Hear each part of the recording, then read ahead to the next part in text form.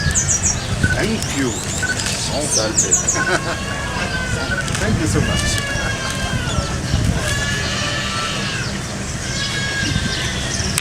Great. Thanks for this nice welcome. Asanteni kwa makaribisho mazuri. I wish you much blessing and much joy. Nawatakia baraka nyingi na furaha nyingi. And be sure our Heavenly Father always takes care of you. Mwe na uhakikisho kwamba Baba wetu wa mbinguni atawalinda wakati wote. He will never forget you. Hatawasahau. Thank you. Asanteni.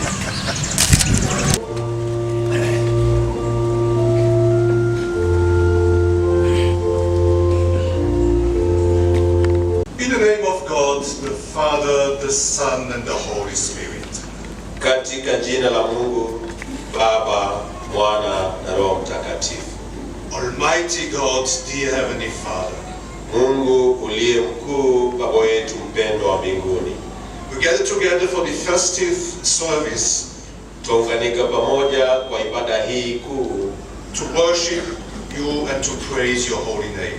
Ili tukuabudu na tulisifu jina lako. We believe that you are the Almighty One. Tunaamini kwamba wewe ndio Mungu Mwenyezi.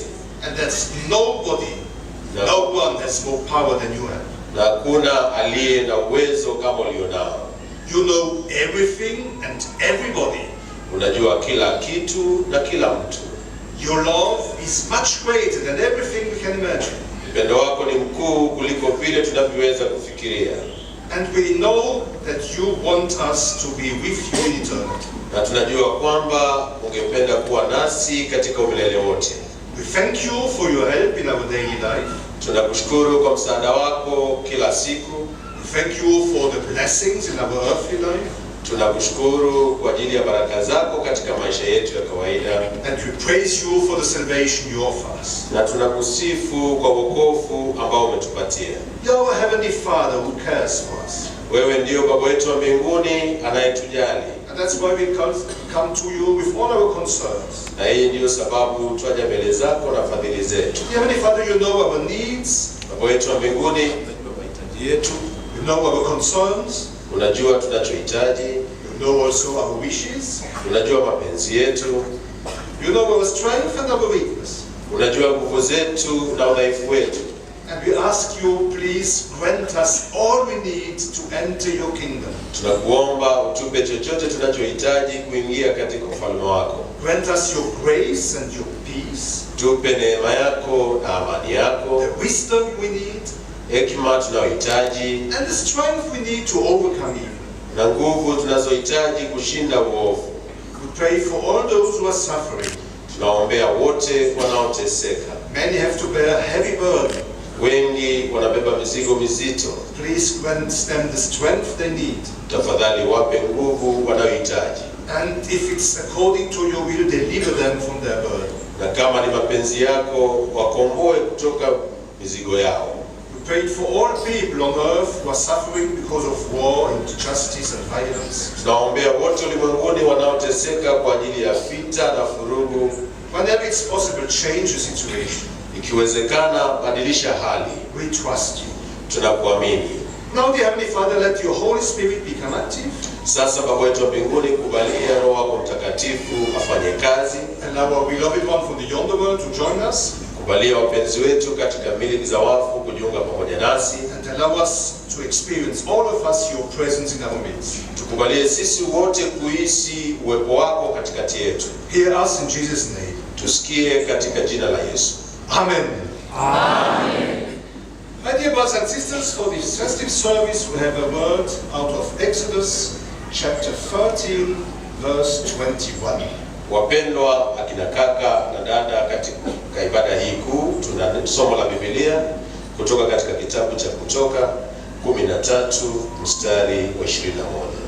And the Lord went before them by day in a pillar of cloud to lead the way, and by night in a pillar of fire to give them light, so as to go by day and night. akawatangulia mchana ndani ya wingu mfano wa nguzo, ili awaongoze njia, na usiku ndani ya moto mfano wa nguzo, ili kuwapa nuru, wapate kusafiri mchana na usiku. Please be seated. Nimefurahia And I want some more. na ninahitaji zaidi. So please be seated, choir please. Kwa hivyo tukae kwaya tafadhali. Msifuni Bwana enyi mataifa.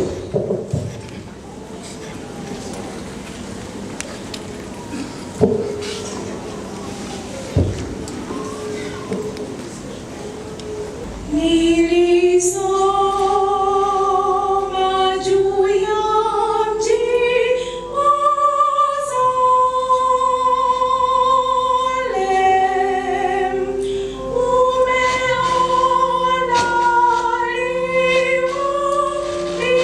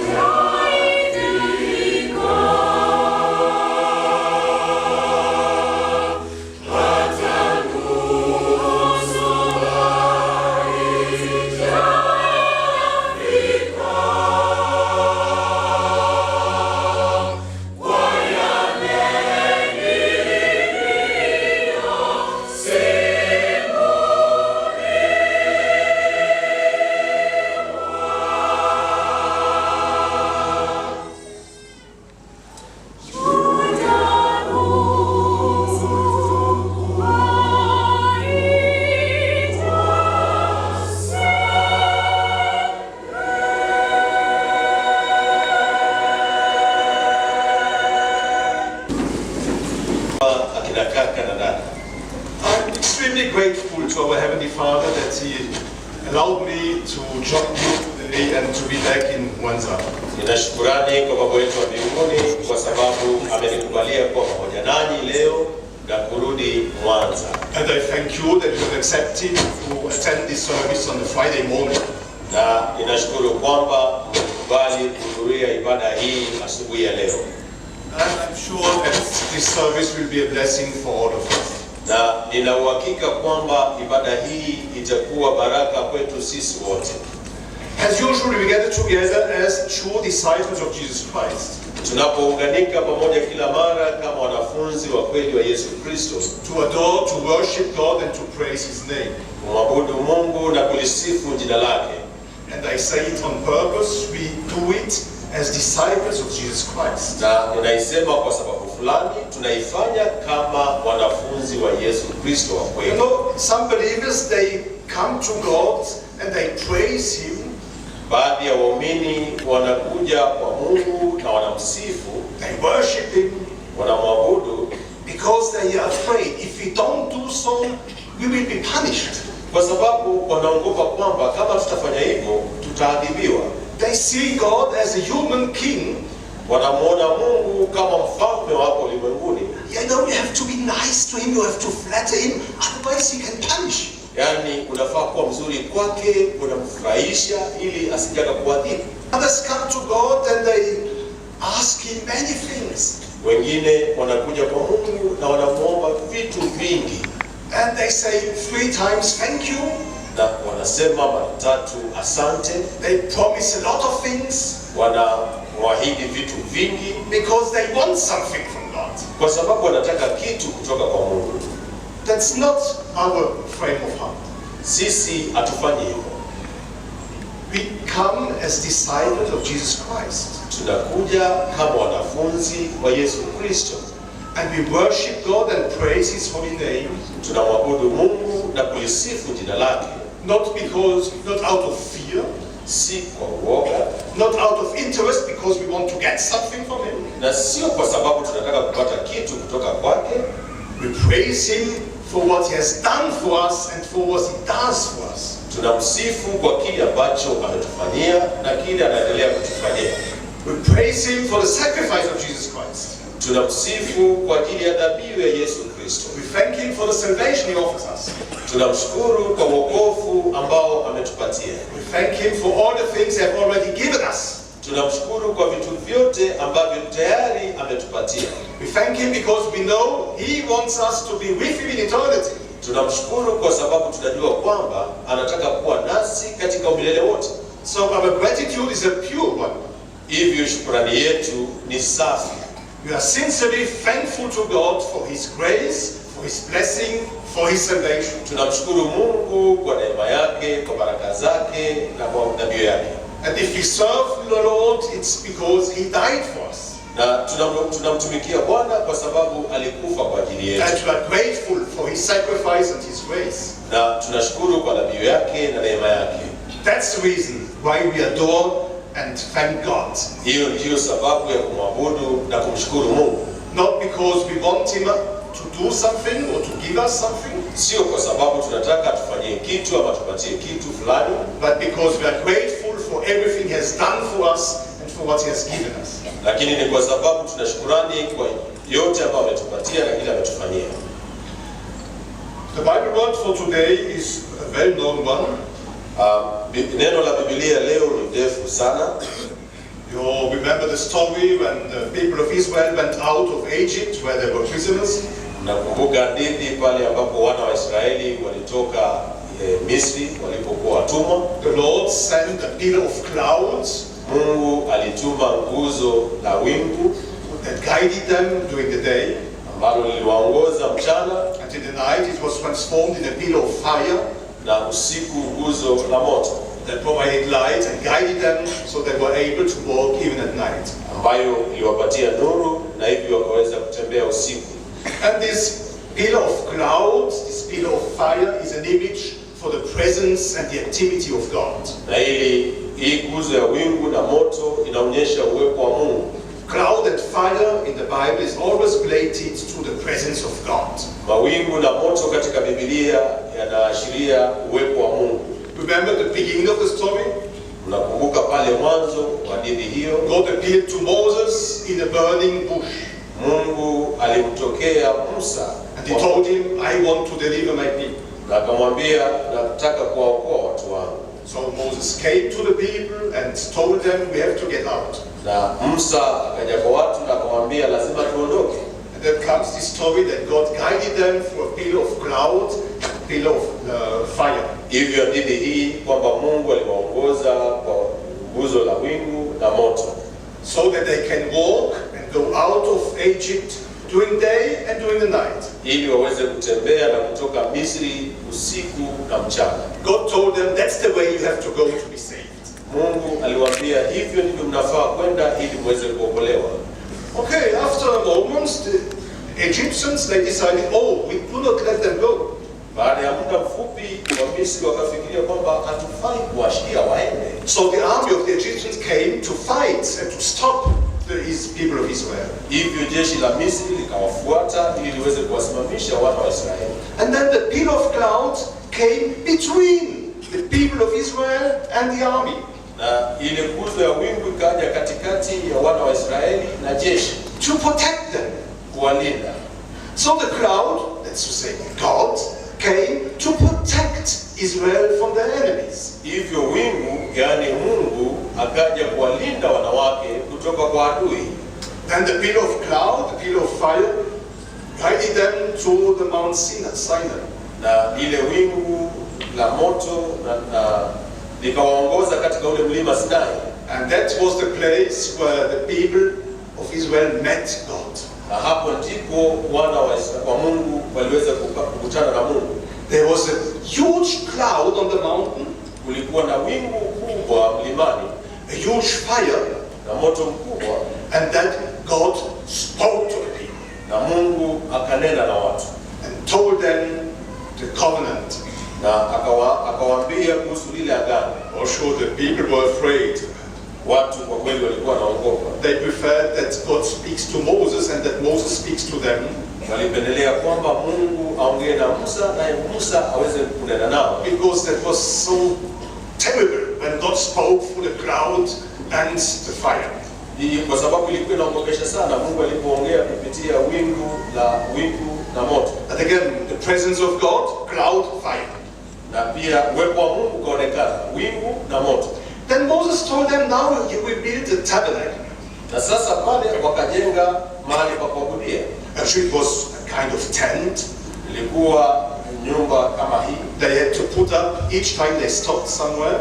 Kila wakati waliposimama mahali popote ilibidi waijenge. And the first time they built it, Na muda wa kwanza walipoijenga, the cloud came and filled the place. wingu likaja likajaza mahali pale.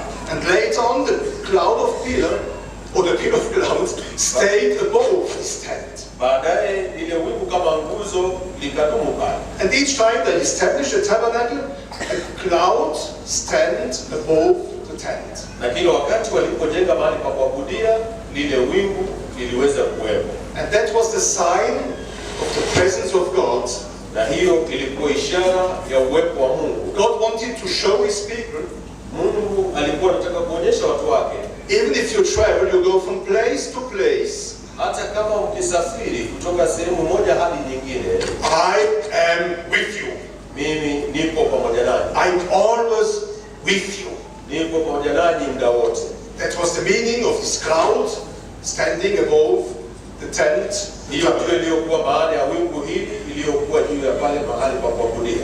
And then the last point, each time they established their camp, Na pointi ya mwisho, kila wakati walipoanzisha, they put up the tabernacle, waliweka zile sheria pale. the pillar of cloud came and stayed above the Lile tent. wingu kama nguzo lilikuwa linakuja linakaa pale juu yao, And then they had to wait na hivyo ilibidi wasubirie until the pillar of cloud lifted mpaka hiyo wingu kama nguzo liweze kuondoka and moved.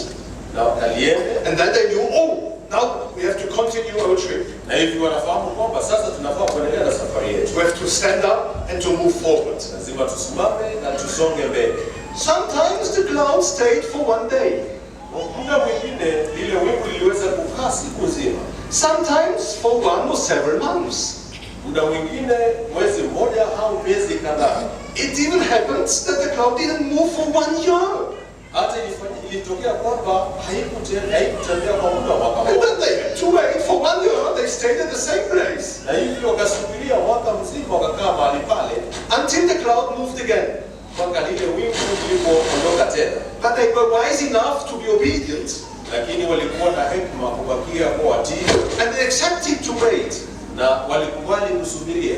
I'm not sure they were really happy to stay 1 year more in the desert, Sina uhakika kwamba walifurahia kukaa mwaka mmoja zaidi pale jangwani, because I assume life wasn't that nice in the desert. kwa sababu nafikiria kwamba maisha yakuwa mazuri pale. But again, they were wise enough to wait until the cloud moved. Lakini walikuwa na hekima kusubiria mpaka lile wingu litakapoondoka, And as a matter of fact, these clouds led them to the promised land. na hivyo wingu hili liliweza kuongoza kwenye nchi ya ahadi. So that's the meaning of this cloud, Hivyo hiyo ndiyo maana ya wingu hili, of this fire. hii ya moto. God guided them. Mungu aliwaongoza, For this cloud, God protected them. Mungu kupitia wingu hili aliwalinda, He met them and talked to them through the cloud. alikutana nao na akaongea nao kupitia wingu hilo. He showed them, wherever you are, I am with you. Aliwaonyesha kwamba popote mko nipo pamoja nanyi, And if you are obedient, I lead you to the promised land. na kama mtakuwa watiifu nitawaongoza mpaka nchi ya ahadi. That's the story of the people of Israel. Hiyo ndiyo hadithi ya wana wa Israeli. Okay, but here we live in Tanzania, Lakini hapa tunaishi hapa Tanzania, and I'm quite sure that in Mwanza you've never seen this pillar of cloud and this pillar of fire. na nina uhakika kwamba hapa Mwanza bado hamjaona wingu hili kama nguzo ya moto na nguzo ya wingu. True, it would be nice if you could see it. Has God changed? Je, Mungu amebadilika? Are we not His people? Sisi sio watu wake? So why cannot we? Can we not see this pillar of cloud and this pillar of fire? Hivyo kwa nini hatuwezi kuona wingu hili kama nguzo la moto na wingu? Why are we not guided and protected as the people of Israel was? Kwa nini hatuongozwi na kulindwa kama wana wa Israeli? We have to look at the rest of the story. Lazima tuangalie hiyo hadithi nyingine, To look at the continuation of the plan of salvation. na tuweze kuona vile mpango wa wokovu unavyoendelea. God sent His Son on earth. Mungu alimtuma mwanawe hapo ulimwenguni, And when Jesus Christ was on earth, na wakati Yesu Kristo alipokuwa hapo ulimwenguni, He went to the mountain of transfiguration, alienda kwenye ule mlima wa kugeuka, and in front of His disciples, na mbele ya wanafunzi wake He was transformed. alibadilika, And again, a cloud came, na hivyo wingu likaja, and God spoke na Mungu akaongea and said, "This is my beloved Son, hear Him." akasema kwamba huyu ndio mwanangu mpendwa, msikieni. See again the cloud, presence of God. Naona tena wingu, uwepo wa Mungu, And God spoke to His people. na Mungu akanena na watu wake, "This is now my beloved Son, hear Him." huyu ni mwanangu mpendwa, msikilizeni. After His sacrifice and His resurrection, Baada ya kujitoa kama dhabihu na kufufuka kwake, Jesus returned to His Father. Yesu alirudi kwa baba yake. And what happened with the ascension? Na wakati alikuwa na paa, nini kilitokea? Jesus was lifted up in the air Yesu aliweza kuchukuliwa juu and disappeared in a cloud. na akapotelea kwenye wingu, So they could see, oh, now Jesus Christ, the man we knew, hivyo akaweza kuona Yesu Kristo, mtu tuliyemfahamu, goes to God into the cloud. ameenda kwa Mungu katika wingu hili. Now He's in the presence of God forever. Sasa yupo kwenye uwepo wa Mungu milele. So see, also the cloud. Naona wingu, Through the cloud, God spoke to the people kupitia lile wingu Mungu akanena na watu and told them, now I won't appear as in the past. na akawaambia, sasa sitaonekana kama ilivyokuwa hapo zamani. Now you will experience the presence of God through Jesus Christ. Hear Him. He will tell you what to do. Sasa mtahisi uwepo wa Mungu kupitia Yesu Kristo. Msikilizeni na atawaambia kile ambacho mnafaa kufanya. Jesus went to heaven Yesu alirudi mbinguni and sent the Holy Spirit. na akamtuma Roho Mtakatifu. And how did the Holy Spirit begin his activity? Na hivi Roho Mtakatifu akaanza kazi yake, He came down on the disciples akaja juu ya in wanafunzi the form of tongues of fire. kama ndimi za moto. Again, this time fire. Mara nyingine moto, The presence of God. uwepo wa Mungu. The Holy Spirit came in as a fire on the disciples. Roho Mtakatifu alishuka kama moto juu ya wanafunzi. And now it becomes clear what it means for us. Na hivi sasa inaonekana wazi ina maana gani kwetu. God wants us to know, I'm still present. Mungu anataka tufahamu kwamba bado nipo katikati yenu. But now you can no longer see me with your eyes. Lakini sasa hamwezi kuniona na macho yenu. I'm working through the Holy Spirit. Nafanya kazi kupitia Roho Mtakatifu. You cannot see the Holy Spirit, Hamwezi kumwona Roho Mtakatifu, but you can hear him. lakini unaweza kumsikia, And you can experience his work, his activity, his presence. unaweza kuhisi kazi yake na uwepo wake. And that's the way God works today for our salvation, Na hivyo ndivyo Mungu anafanya kazi leo kwa ajili ya wokovu wetu, to guide us in the promised land, eternal fellowship with God, tuongoza katika nchi ya ahadi, ushirika wa milele na Mungu through the Holy Spirit.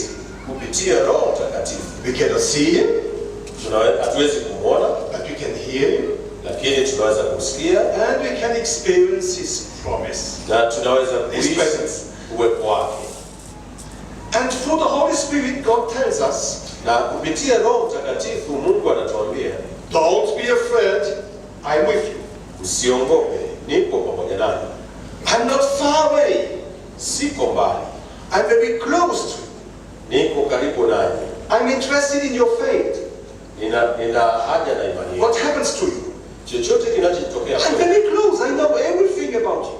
nipo karibu nanyi, najua kila kitu kwa uso. I'm present. Nipo katikati yenu. I've given you a place where you can meet me, as the people of Israel on the mountain of Sinai. Nimewapatia mahali ambapo mnaweza kukutana nami kama wana wa Israeli katika mlima Sinai. You can meet me in the divine service. Mnaweza kukutana nami katika ibada takatifu. In the divine service, you can hear my voice, Katika ibada takatifu mnaweza kusikia sauti yangu and you can experience my presence, na mnaweza kuhisi uwepo wangu, as the people of Israel did at Mount Sinai. kama vile ilivyokuwa na wana wa Israeli katika mlima Sinai. Even more, Hata zaidi, I'm every day with you.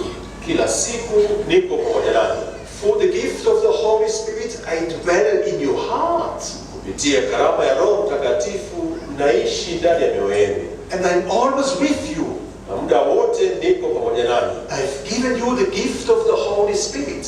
Nimewapa karama ya Roho Mtakatifu. God dwells in your heart Mungu anaishi ndani ya mioyo yenu and talks to you. na ananena nawe. Listen to him. Msikilize. That's the presence of God today. Huo ndio uwepo wa Mungu leo. He's close to us. He knows everything about us. Yupo karibu nasi, anajua kila kitu kutuhusu. He gives us the possibility to meet him in the divine service, to hear his voice. Anatupatia uwezekano wa kukutana naye katika ibada takatifu na kusikia sauti yake. He's always present in the heart of those who are baptized with water and the Spirit. Yupo ndani ya wote waliobatizwa kwa maji na Roho Mtakatifu. I'm with you every day. Nipo pamoja nanyi kila siku, And I will guide you through the Holy Spirit as I guided the people of Israel in the desert. na nitawaongoza kupitia Roho Mtakatifu kama vile nilivyowaongoza wana wa Israeli jangwani. But the word is important. Lakini ni muhimu, He guides us. anatuongoza, He doesn't push us. hatulazimishi, He doesn't pull us. hatufuti, He doesn't force us. hatulazimishi kabisa, He guides us. anatuongoza As he did for the people of Israel. kama vile alivyofanya kwa wana wa Israeli. He shows that's the way. Anaonyesha kwamba hii ndiyo njia, But you are free to go this way or not. lakini mko huru kufuata au kutofuata. It would be easy for God to force us to do his will. itakuwa rahisi kwa Mungu kutulazimisha kufanya mapenzi yake. Imagine if each man would be punished each time he does not the will of God. Unaweza kufikiria kama kila mtu angeadhibiwa muda wote ambao atakataa kumfuata Mungu. It would be easy for the Almighty One. Itaweza kuwa rahisi kwa Mungu. You're not obedient, I punish you. Kama wewe sio mtiifu na kuadhibu. Within a few weeks, the whole humanity will be very obedient. Baada ya wiki chache wanadamu wote watakuwa watiifu. But that's not the will of God. Lakini hayo sio mapenzi ya Mungu. He has given man the freedom of choice. Amempatia mwanadamu uhuru wa kuchagua. Out of love he guides us, he shows us that's the way. Kutokana na upendo anatuongoza, anatuonyesha hii ndiyo njia. We ask for sign. Ama tunaomba kwa ajili ya ishara. If this or this happens, kama hiki au hiki kitafanyika, then I will do this or that. na hivyo nitafanya hiki au kile. But think about it. Lakini hebu fikiria hilo. That means that you want God to decide for you. Hiyo inamaanisha kwamba unataka Mungu akuamulie. And if it works, then it's your merit. Na kama itafanya kazi, basi ni bahati yako. And if it doesn't work, then God is the guilty one. Na sasa kama haitafanyika, then ni kwa Mungu. That's not the way God wants to guide us. Lakini Mungu hataki kutuongoza kwa njia hiyo. Brothers and sisters, I insist on this point. Wapendwa, kaka na dada, hii point ni ya muhimu. I know for many it's a little bit kind of a tradition, your apostolic tradition. We ask for sign and then we do according to this sign. Najua ni mapokeo, kwa muda mrefu imekuwa mapokeo ya kanisa jipya la Kitume kwamba tunaomba ishara ionyeshe itakuwaje. You can do it as a child in the faith. Unaweza ukaifanya kama mtoto katika imani, But not as an adult. lakini sio kama mtu mzima katika imani. We have to think about and to make our decision on our own. Lazima tulifikirie na tufanye maamuzi sisi wenyewe. God helps us through the Holy Spirit. Mungu anatusaidia kupitia Roho But Mtakatifu, He will never decide for us. lakini hatawahi kuamua kwa ajili yetu. He guides us through the teaching. Anatuongoza kupitia mafundisho, And through the Holy Spirit, God teaches us. na kupitia Roho Mtakatifu Mungu anatufundisha. Remember Jesus Christ. Kumbukeni Yesu Kristo, He didn't ask for any signs. hakuomba kwa ajili ya ishara yoyote. Each time he had a decision to make, Kila wakati alipokuwa na uamuzi wa kufanya, he prayed and talked to God. aliomba na kunena na Mungu, And then God told him, na naye Mungu anamwambia, I love you, nakupenda, you have a mission to fulfill, una kazi ya kukamilisha, I'm with you, nipo pamoja nawe, you and me, we love men, we want to save them. wewe nami tunampenda mwanadamu, tunataka kumwokoa. And then Jesus decided by himself what he has to do. Naye Yesu anafanya maamuzi mwenyewe cha kufanya, And that's the way God wants to guide us. na hivyo ndivyo Mungu anataka kutuongoza. He talks to us when we pray, he talks to us in the divine service. Ananena nasi tunapoomba, ananena nasi wakati wa ibada takatifu, And he teaches us what really matters. na anatufundisha kile ambacho ni cha muhimu, And he tells us the most important thing, renounce evil. na anatuambia cha muhimu kabisa ni kwamba tuweze kukataa That's uovu. the first decision you have to make. Huo ni uamuzi wa kwanza ambao unafaa kufanya, Renounce evil. kwamba ukatae uovu, Obey God.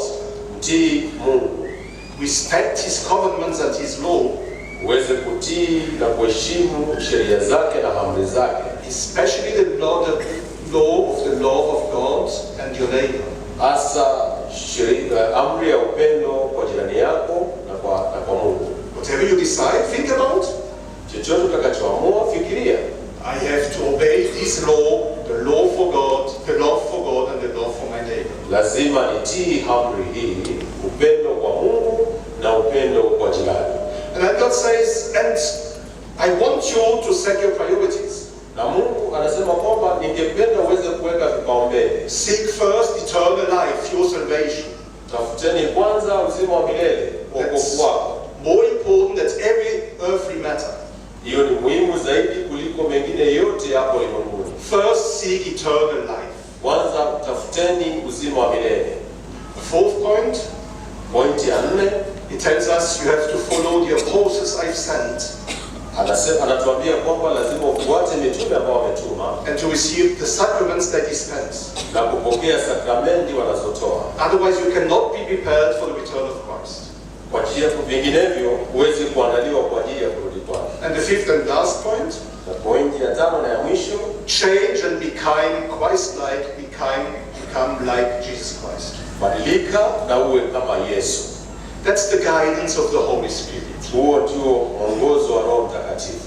Each time we have something to decide Muda wote tunapokuwa na jambo la kuamua about our life, about our future, kwa ajili ya maisha yetu na mustakabali wetu, just consider these 5 points.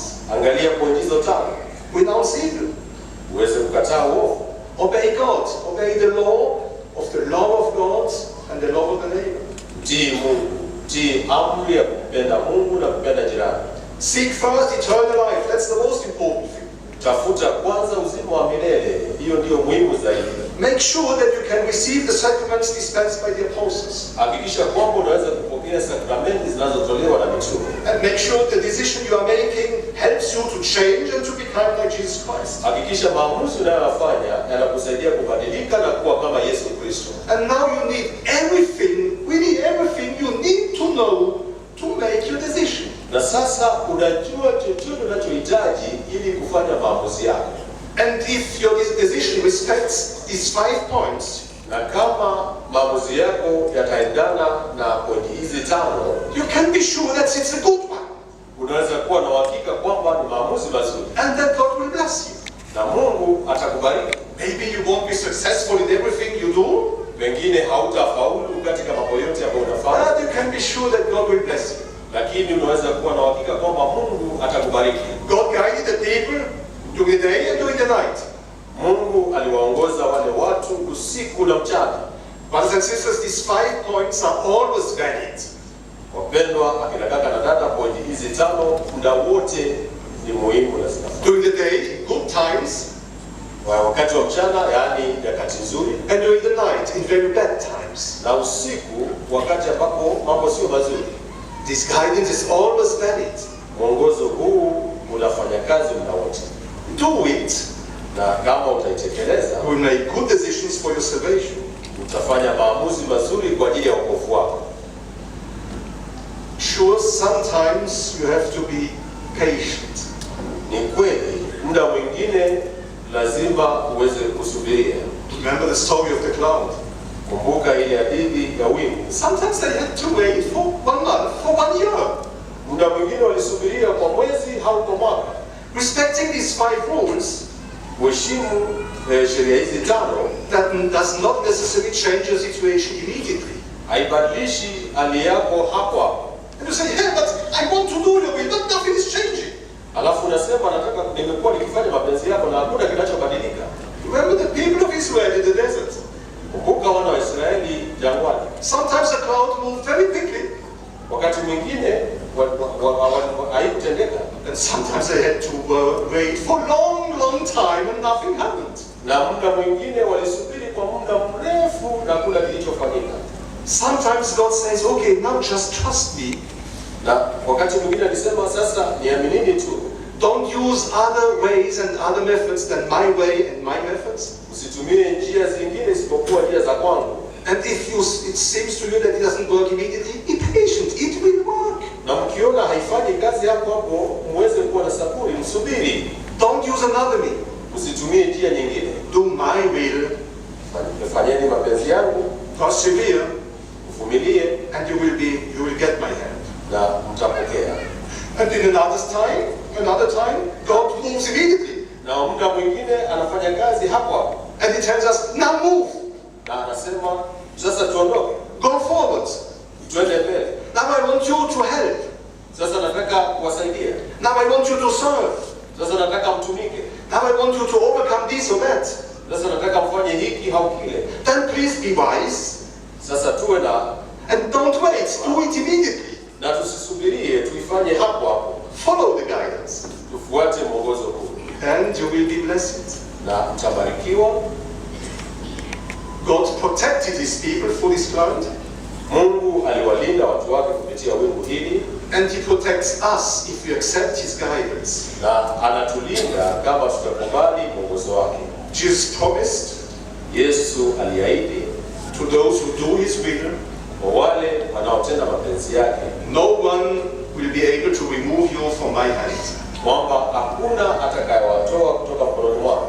If you follow the guidance of Jesus Christ through the Holy Spirit, Ukifuata mwongozo wa Yesu Kristo kupitia Roho Mtakatifu, it happens that we have to suffer, itatokea kwamba muda mwingine lazima tuteseke, but we can be sure we will be saved by Jesus Christ. We will get eternal life. lakini tunaweza kuwa na uhakika kwamba tutakuwa salama na Yesu Kristo anatuongoza kwenye uzima milele. And those who follow Christ, like the people of Israel, follow the cloud, Na wale wanaofuata Kristo kama wana wa Israeli walivyofuata wingu, will enter the promised land. wataingia katika nchi ya ahadi. They will enter the eternal fellowship with Jesus Christ in His kingdom. Wataingia katika ushirika wa milele na Yesu katika ufalme wake. That's why we have been elected. Hiyo ndiyo sababu tumechaguliwa. That's why we have chosen to follow Christ. Hiyo ndiyo sababu tumechaguliwa kufuata Kristo. That's our goal. Hilo ndilo lengo letu, And with God's help, we will reach it. na kwa msaada wa Mungu tutaifikia. Amen. Now we have a guest coming from South Africa. That's the district apostle Peter Lambert. He will serve us. Tuna mgeni kutoka Afrika Kusini, mtume wa wilaya Peter Lambert atatuhudumia. Quiet, please. Kwaya tafadhali.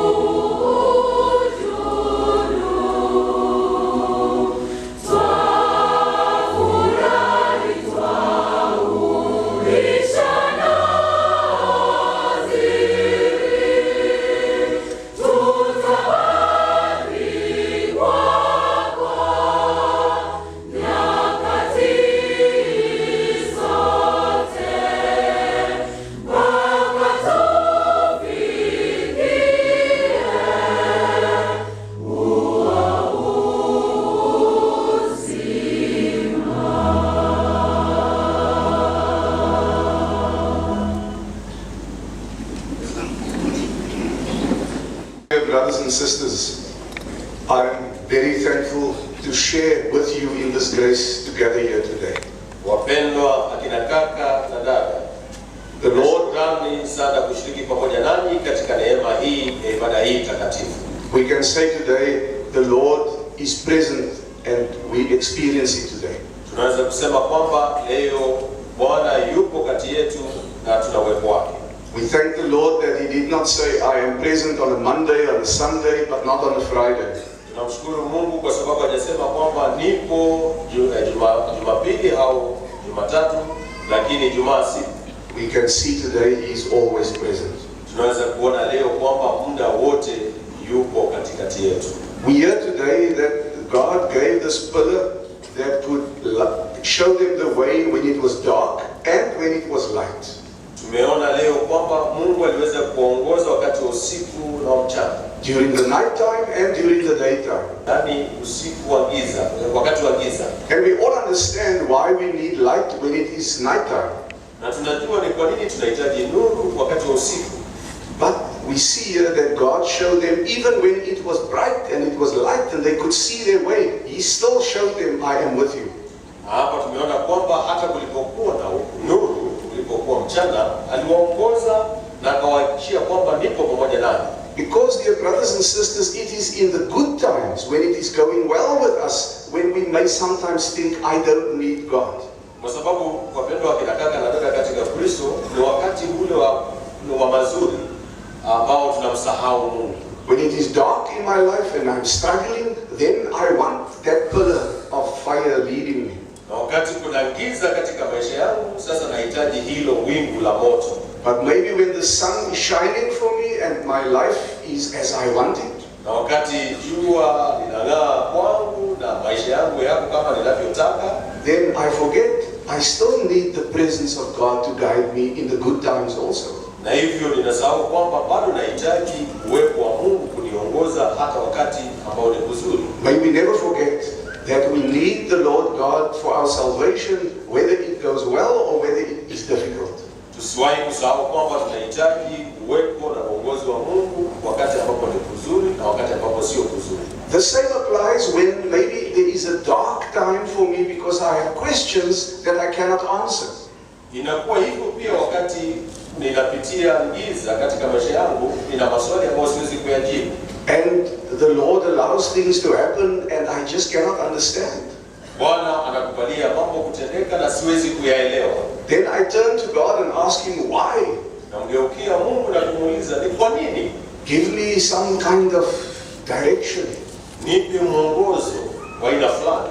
But dear brothers and sisters, human nature is such that sometimes we think we have the answers. Na wapendwa kina kaka na dada, asili ya wanadamu ni kwamba wakati mwingine tunafikiria kwamba tuna majibu. Many people in this world are intellectually very gifted. Watu wengi hapo ulimwenguni wana hekima. Many are highly educated. Wengine wamesoma sana. And then that becomes a stumbling block. Na sasa hiyo inakuwa kizuizi. Because when I can work things out with my intellect, kwa sababu kupitia akili yangu kama ninaweza kufanya mambo yafanyike, when I feel that knowledge and education can help me understand the world, wakati nafikiria kwamba elimu inaweza kunisaidia kuelewa ulimwengu, then I am filled with the daylight of my own understanding. Na hivyo sasa ninabakia kule kwenye nuru ya hekima yangu. And we see how many who have such daylight of their own understanding, na tunaona jinsi walivyo wengi ambao wako na nuru hiyo ya mchana katika maisha yao. they question the presence of God. Wanakuwa na maswali kuhusu uwepo wa Mungu. They deny the presence of God. Wanakataa uwepo wa Mungu. They reject the presence of God. Wanakataa kabisa uwepo wa Mungu. Maybe in another sense, our young people live in a time when the world is opening up for them. Pengine vijana wetu wanaishi katika ulimwengu ambao una fursa nyingi kwa ajili yao. And maybe I look at my parents and I think, yeah, you come from the dark ages. Alafu wanatazama kule nyuma, wanaona wazazi wao, nyinyi mnatoka kwenye kipindi kile cha giza. You needed God more than what I needed His presence. Mlimhitaji Mungu zaidi kuliko ninavyomhitaji hivi leo. And I live in an enlightened world. Na sasa ninaishi katika ulimwengu wa elimu. And I can find my own way. Na sasa naweza kujitafutia njia yangu. Dear brothers and sisters, no generation can say we do not need the presence of God. Wapendwa akina kaka na dada, hakuna watu ambao wanaweza kusema tuhitaji uwepo wa Mungu. Not the old generation, not the young generation. Sio wazee wala sio vijana.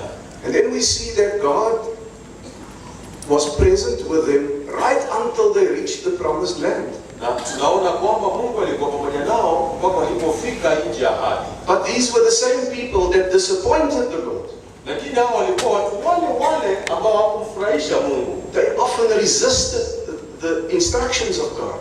Wakati mwingine walikataa maagizo ya Mungu. They sometimes questioned the leader that God gave them. Wakati mwingine walikuwa na maswali kwa ajili ya viongozi ambao Mungu alikuwa amewapatia. But God did not withdraw His presence.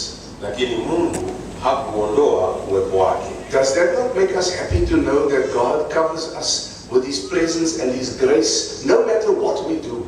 Je, hilo litufurahishi kwamba Mungu anakuja na uwepo wake na neema yake, haijalishi tutafanya nini. The presence of God is born out of His love for us. Uwepo wa Mungu unatokana na upendo wake kwetu. He has promised to be with us. Ameahidi kuwa pamoja nasi. He has promised to be with the apostle ministry. Ameahidi kuwa na utumishi wa utume. And He will not go back on His promise. Na hataweza kurudi nyuma katika ahadi yake. Brothers and sisters, we never have to feel too embarrassed or too ashamed of our sinfulness to feel that maybe God has left me. Akina kaka na dada, hatufai kuwa na aibu kwa ajili ya asili yetu ya kutenda dhambi na tuone kama Mungu ametuacha. The love of God is with us in our bad moments also. Upendo wa Mungu uko pamoja nasi katika hali zetu zote, hata zile mbaya. Our weak moments. Hata wakati tuko dhaifu. The moments that we are not proud of. Kwa zile nyakati ambazo tuwezi kufurahia. He is there. Yuko. But in conclusion, we can also turn it around. Lakini pia tunaweza kuigeuza upande wa pili. If God is present in my life all the time, kama Mungu yuko, uwepo wake upo ndani yangu wakati wote, then it means He can see what goes on in my life. Hiyo inamaanisha kwamba anaweza kuona kinachoendelea katika maisha yangu. He can see how sincere I am in wanting to become like Jesus Christ. Anaweza kuona nilivyo mkweli katika kutaka kuwa kama Yesu. He can see that when I say to God be the glory, whether I really mean that or whether I still take some of the glory for myself. Anaweza kuona wakati tunaposema utukufu kwa Mungu, kama kuna utukufu ambao tunachukulia sisi wenyewe. He can see when I serve in the ministry, whether I truly serve God out of love or whether I enjoy the status and the position. Anaweza kuona kama ninavyotumika katika utumishi, je, ninatumika kwa kweli ama ninatumika kwa manufaa yangu, kwa faida yangu binafsi. Because He is present. Kwa sababu yuko. He's not far away. Hayuko mbali. So there's nothing I can hide from Him. Kwa hivyo hakuna chochote ambacho naweza kuficha. And dear brothers and sisters, also there, may we not become uncomfortable because God can see everything. Na hapo pia kina kaka na dada, hapo tusiofu kwa sababu Mungu anaweza kuona kila kitu. May we actually use the opportunity that He is present, that I can show Him who I am. Hivyo tutumie fursa hiyo ya uwepo wake kumwonyesha kwamba tunaweza kumwonyesha sisi jinsi tulivyo. That I am happy that He can see me as I am. Kwamba nina furaha kwamba anaweza kuniona jinsi nilivyo. Because only when He can see me as I am, kwa sababu ni muda tu ule ambao anaweza kuniona kama nilivyo, can He help me. Hapo ndipo anaweza kunisaidia. If you go to the doctor, ukienda kwa daktari, then you are sick, na unaumwa, and the doctor says, I want to examine you. Na daktari asema kwamba nataka kuangalia. Take off your clothes. Toa nguo zako. And you say to the doctor, me, take my clothes off for you, don't talk nonsense. Alafu mwambie daktari, mimi nifue nguo zangu, siwezi kufanya hivyo, ufuzi. Would he be able to help me? Je, atanisaidia? Or she? Kweli atanisaidia? I must be comfortable with the fact God is present and He can see me as I am. Hivyo ni vizuri kufurahi kwamba Mungu yuko pamoja nami na ananiona jinsi nilivyo. So we see the presence of God has many benefits for us. Hivyo tunaweza kuona kwamba uwepo wa Mungu una faida nyingi. May we remain with Him. Tudumu kuwa pamoja naye. Because He will never leave us. Kwa sababu hatawahi kutuacha. Amen. Amen.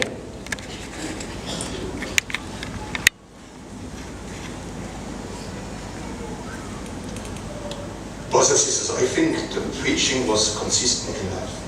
Wapendwa akina kaka na dada, nafikiri mahubiri hayo yalienda vizuri. There's no need to add words to words. Na hakuna haja ya kuongezea maneno mengine. If you want to do what the Holy Spirit told us, we will be busy for a moment. Kama tutataka kufanya kile ambacho Roho Mtakatifu anataka tufanye, basi tutakuwa na kazi ya kufanya kwa miezi nyingi.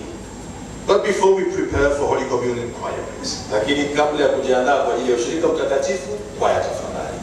Subiri bwana harusi.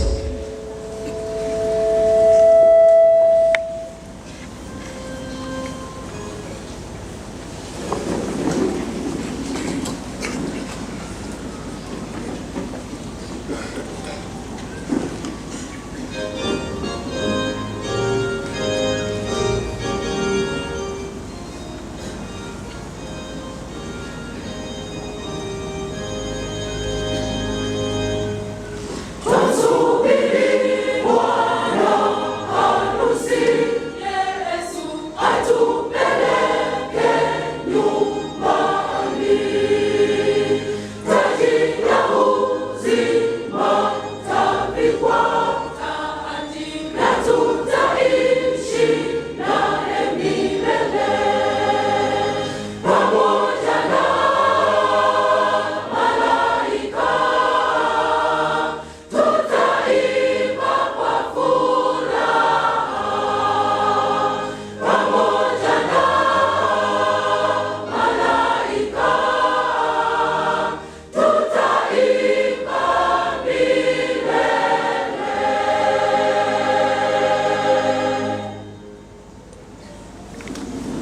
Thank you.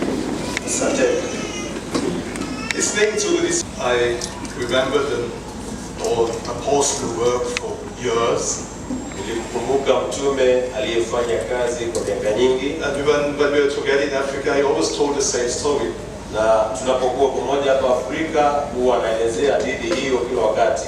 It's a band attending a concert, Ilikuwa wakati tulikuwa tunahudhuria maonyesho ya muziki, and all the attendants is looking to the stage. na mahudhurio wote walikuwa wanatazamia kile kitafanyika. And the guy sees that the man in front of him has a nice phone in his pocket. Na mtu mmoja akaona kwamba yule aliyekuwa mbele yake ana simu nzuri tu mfukoni mwake. That looks left, right, behind him.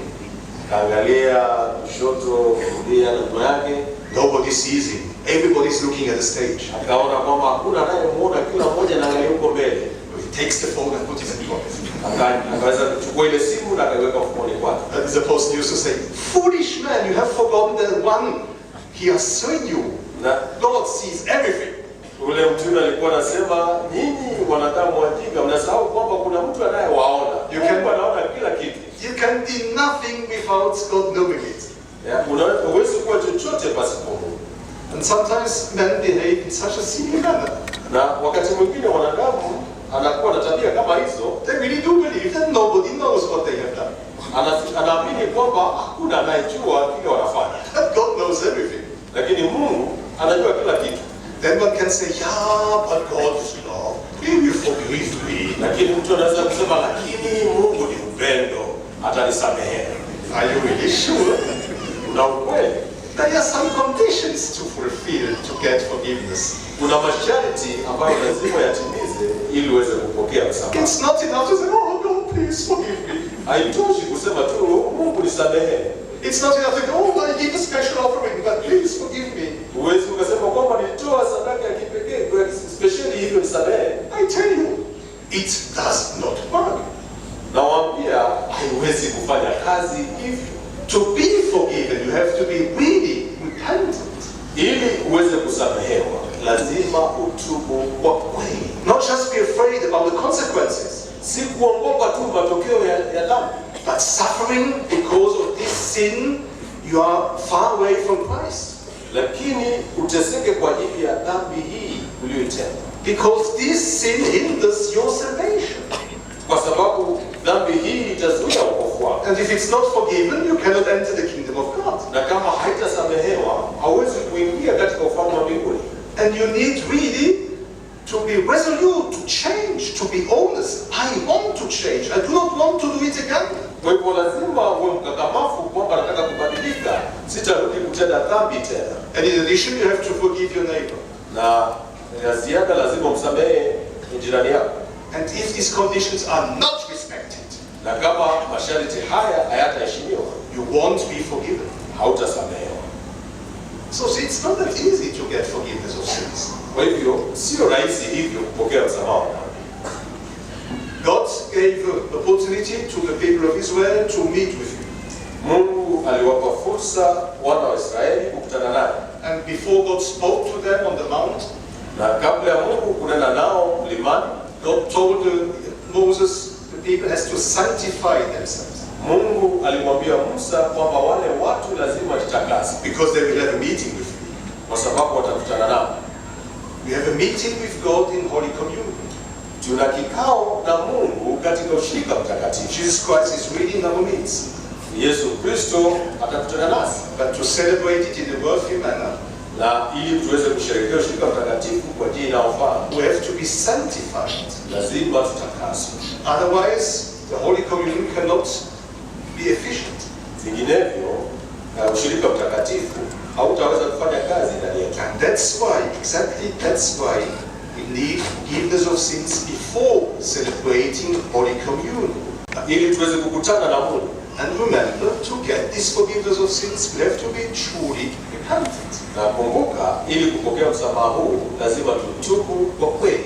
Let us sing together 2 verses of the hymn, Nilisima Manji. Tuimbe pamoja wimbo wa toba.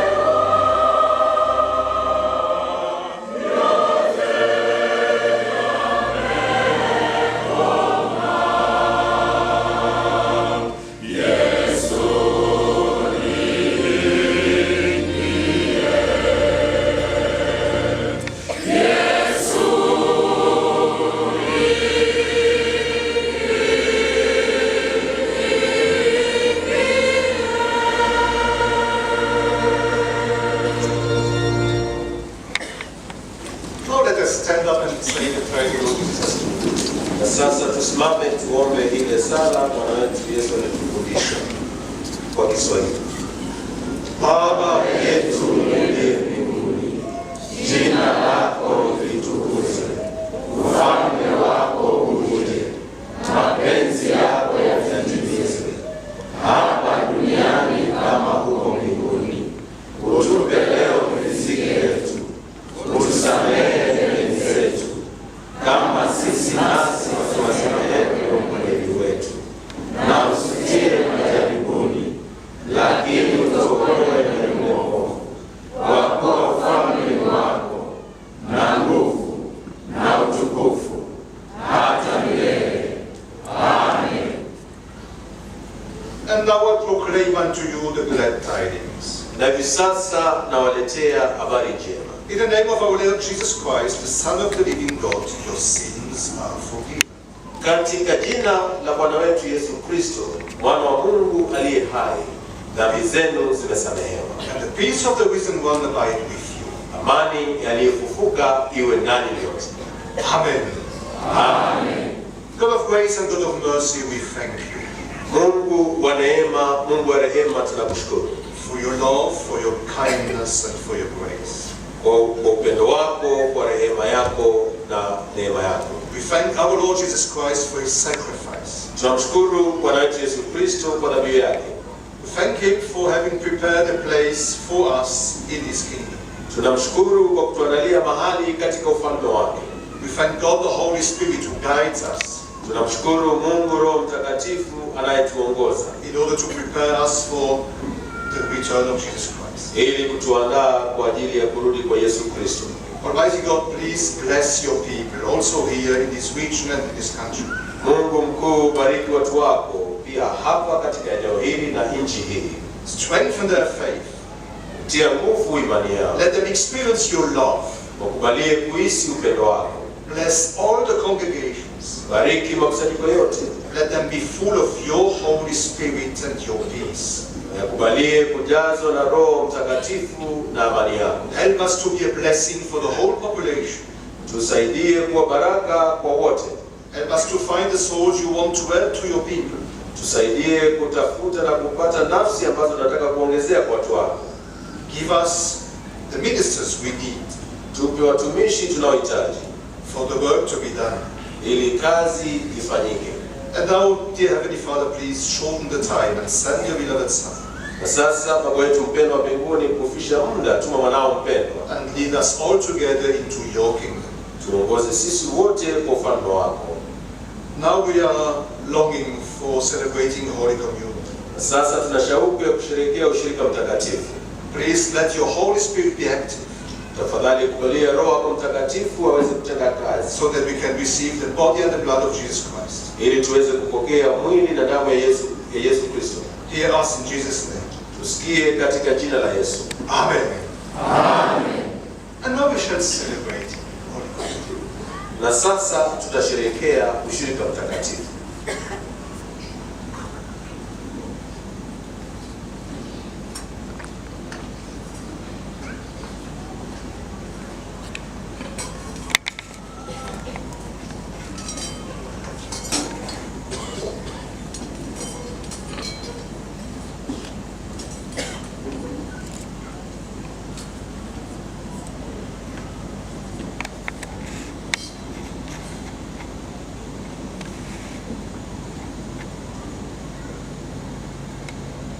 Now the Lord's table is prepared.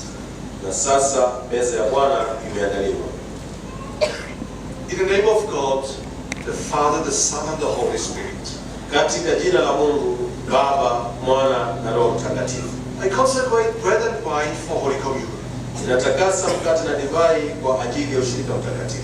and lay thereupon the once more eternally valid sacrifice of Jesus Christ. Nikiwaletea dhabihu ya kipekee na ya milele ya Yesu Kristo. For the Lord took bread and wine, gave thanks, and said, Kwa maana Bwana alitoa mkate na divai, akashukuru akisema, This is my body, which is broken for you. huu ndio mwili wangu uliotolewa kwa ajili yenu. This is my blood of the new covenant, given for many for the remission of sins. Hii ndiyo damu yangu ya agano jipya iliyomwangika kwa ajili ya ondoleo la za wengi. Eat and drink. Kuleni na kunyweni. Do this in remembrance of me. Fanyeni hivi kwa kulikumbuka. For as often as you eat this bread and drink this wine, Maana kila mnapoula mkate huu na kunywa divai hii, you proclaim the Lord's death till he comes. natangaza kifo cha Bwana mpaka ajapo. Amen. Amen.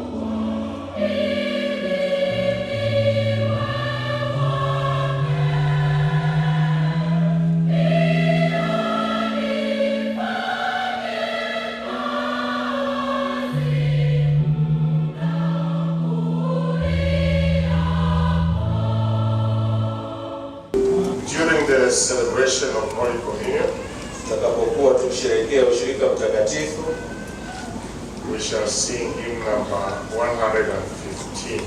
tutaimba wimbo nambari 115. Invited are all who are baptized souls. Walioalikwa ni wote walio nafsi zote zilizobatizwa, To confess Jesus Christ as the Lord, naye kubali Yesu Kristo kama Bwana, his death, kifo chake, his resurrection, kufufuka kwake and his return. na kurudi kwake. The Lord now invites you for Holy Communion. Sasa Bwana anawaalika kwa ushirika mtakatifu.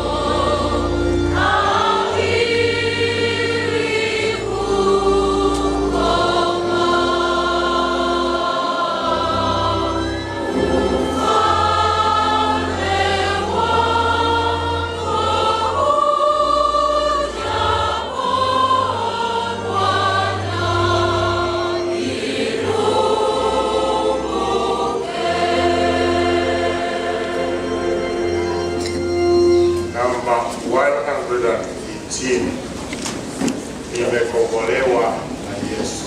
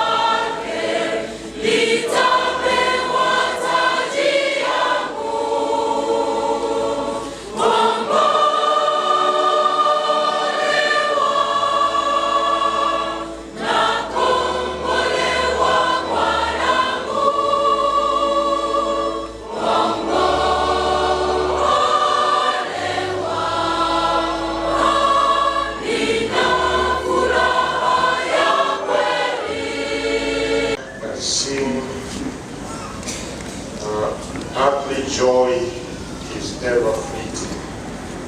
Kwaya.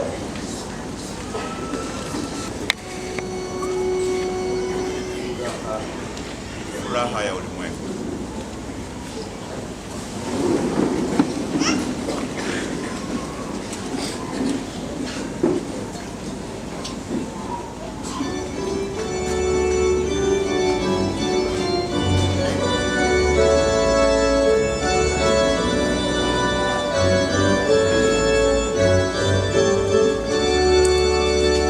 Furaha ya ulimwengu ina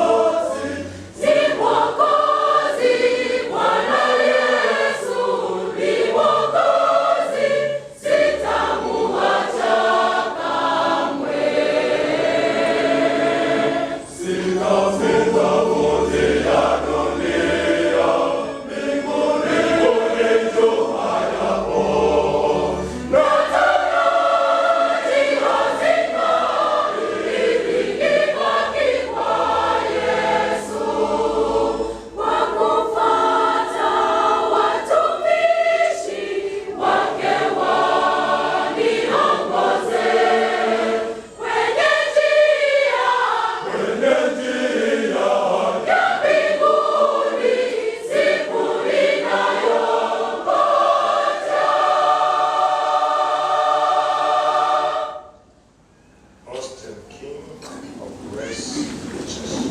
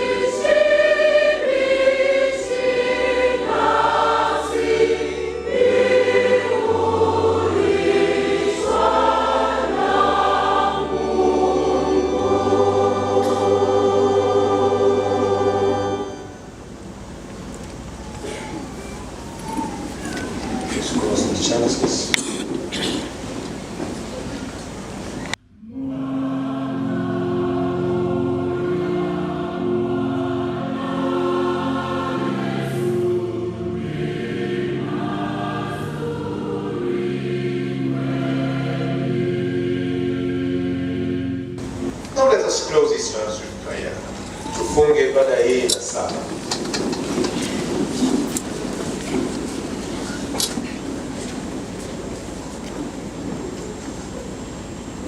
Dear Heavenly Father, at the end of this service, we feel the need to come together to you. Baba yetu mpendwa wa mbinguni, mwisho ibada hii takatifu tunayohitaji kuja pamoja mbele zako, To thank you for your word and your grace. kukushukuru kwa ajili ya neno lako na neema yako, The Holy Communion we could celebrate together, ushirika mtakatifu ambao tunaweza kusherehekea pamoja, and for the blessing you will dispense us. na baraka ambazo umetubariki nazo. Once more, we pray for all those who are suffering, whatever their suffering consists in. Kwa mara nyingine tunaombea wote wanaoteseka katika hali zao zote za mateso. Please comfort them and help them, Tafadhali wafariji na wasaidie, and according to your will, deliver them. na kulingana na mapenzi yako waokoe. Bless your children here, bless their offerings and bless their work. Bariki watoto wako hapa, bariki sadaka zao, bariki upendo wao. Let all of them really experience that you are always with them to guide and to protect them. Wakubalie waweze kuishi kwamba huko pamoja nao kila wakati, kuwaongoza na kuwasaidia. We pray for this country, Tunaombea nchi hii but also for the neighboring countries. na pia kwa ajili ya nchi majirani, Grant peace. wape amani. Now, dear Heavenly Father, Sasa Baba wetu wa mbinguni, you know our wish. unajua mapenzi yetu. We want to be with you in eternity. Tungependa kuwa pamoja nawe katika milele wote. Please help us to be prepared for the return of Christ. Tafadhali tusaidie kuandaliwa kwa ajili ya siku ya Yesu Kristo. In the meantime, grant us your angel protection. Kwa muda huu tupe ulinzi wa malaika wako. Hear us in Jesus' name. Tusikie katika jina la Yesu. Amen. Amen. The grace of the Lord Jesus Christ Neema ya Bwana Yesu Kristo and the love of God na pendo la Mungu and the communion of the Holy Spirit na ushirika wa Roho Mtakatifu be with you all. uwe nanyi nyote. Amen.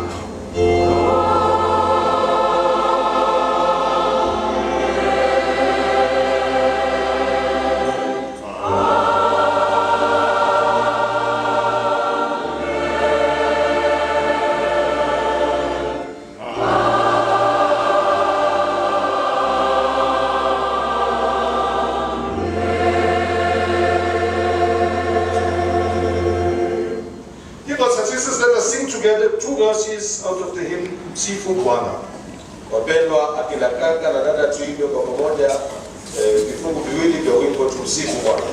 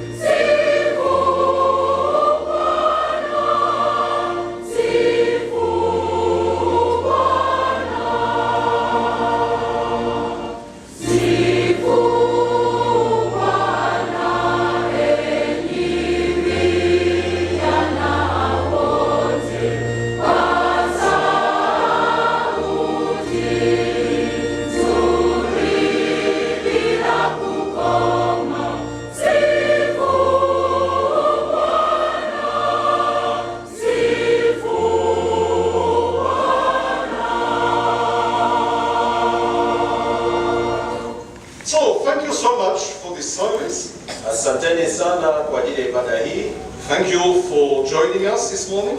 Asanteni kwa kujiunga pamoja nasi asubuhi ya leo. Thank you for all the work that has been done to prepare this encounter.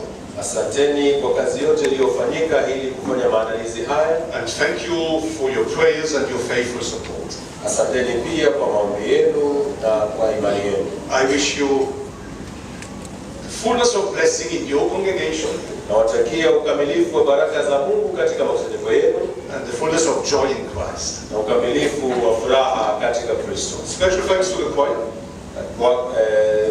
Asante kipekee kwa kwaya. I enjoyed it. Nimefurahia. And I want some more. Na ninahitaji zaidi. So please be seated, choir please. Kwa hivyo tukae, kwaya tafadhali. Msifuni Bwana enyi mataifa.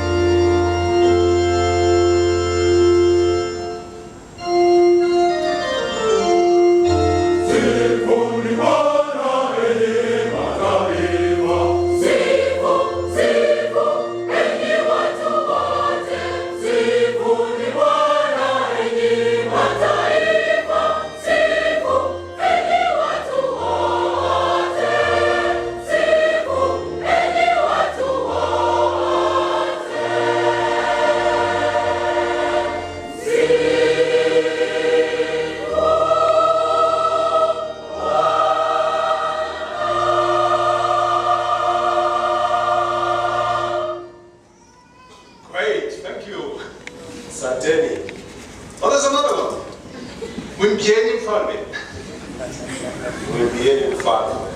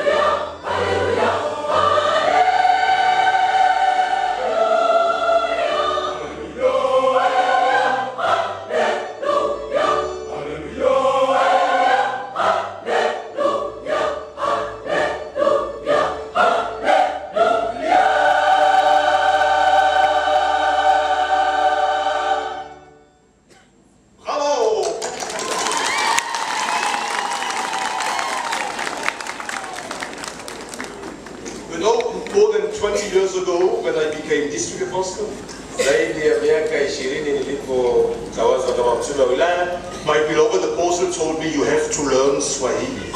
mtume wangu aliniambia itabidi ujifunze Kiswahili, And they even bought me some books, na wakaninunulia hata vitabu, and they wanted me to speak Swahili. na walikuwa nataka niweze kuongea Kiswahili. I never made it. Sikuweza. And you know, it was not even the good pure Swahili you speak in Tanzania. Na sio ile Kiswahili safi ambao mnazungumza hapa Tanzania. It was what you call the bad Swahili from Congo. Kile Kiswahili mnasema kwamba ni kimbaya cha Kongo. It was just too complicated for me. Kwa hivyo hiyo haikuwa rahisi kwangu. Just I remember a few words. Na kumbuka maneno machache. Asante sana, kwaheri.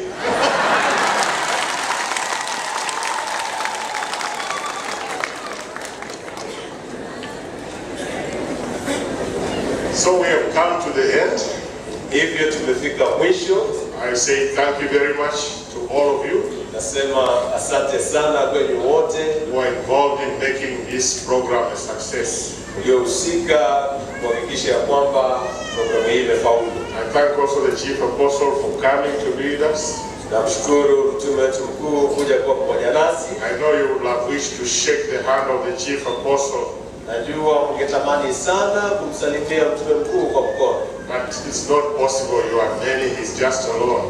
lakini haiwezekani kwa sababu nyinyi ni wengi, yeye yuko peke yake. And if you are allowed, Lakini kama mtakubalia, the lead apostle Maneno to shake his hand on your behalf, mtume kiongozi Maneno kusalimia mkono wake kwa niaba yenu. I think that would be a good idea. Do you agree with me? Unakubaliana nami? You didn't sound strong enough. Do you agree? Unakubali? Okay, so the lead apostle Maneno. There's a big hand and a big heart. Mkono mkuu.